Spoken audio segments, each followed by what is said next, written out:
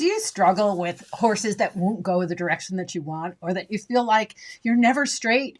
Or maybe somebody's told you have a collapsed hip. Well, I'm here to tell you about a quick fix that you can do to improve your riding.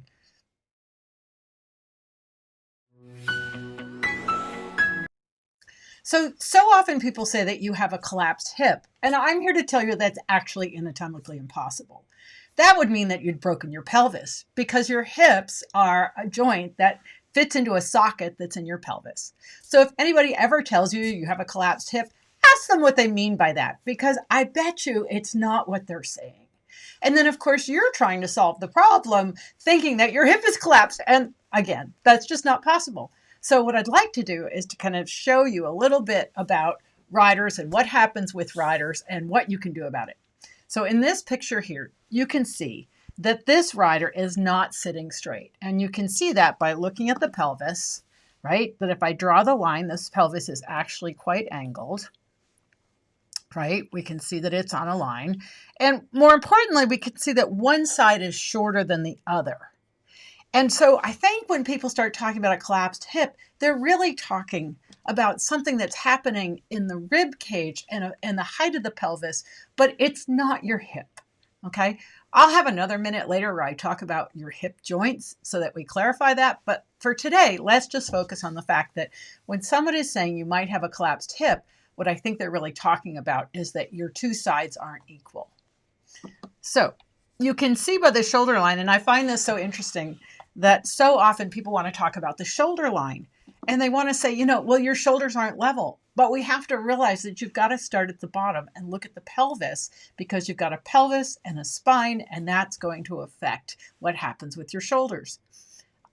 So if we go back to this picture, you can see that the shoulder line is not straight, but then more importantly, if we look at the spine line, that's really curved. So we get one side that's shorter and one side that's longer. And then we say, oh, I have a collapsed hip again, and really that trying to fix your hip isn't going to solve the problem. What we need to do is get you more even and level and figure out if it's easier for you to shorten your ribs on one side versus the other. And so let's go back and look at this picture again. You can see how short the rider is on the right and how long she is on the left. And that makes the pelvis unlevel. And that's why then we see a change, two different angles in the thigh. Okay, so what do we do about it? That's a great question.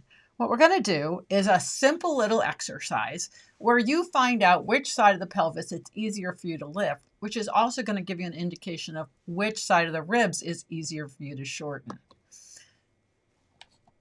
So here's the simple exercise. You're just going to take your hand and place it under one side of your pelvis. And you want to figure out which side of the pelvis is easier for you to lift. So very often, hang on. Okay, here you can see that the rider shortened on the left and lengthened on the right and angled to pick up this side of the pelvis and put her hand underneath. So you're just going to find out which side is easier for you to lift. Okay, and then what you're going to do is you're going to do that on the other side. And you're going to do the same thing. You're going to just pick up shorten the ribs and see if it's easier to lift this side of the pelvis and lengthen the other side of the rib cage.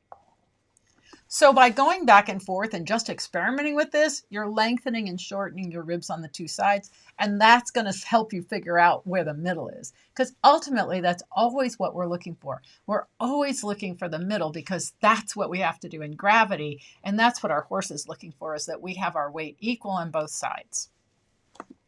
So here we have a picture of the person in the middle with the length of the rib cage equal and the belt level, and guess what? The shoulders come nearly level, okay? And then we have the line of the spine. And obviously, you've got to realize that I'm just quickly drawing here on these pictures, but I think you get the idea.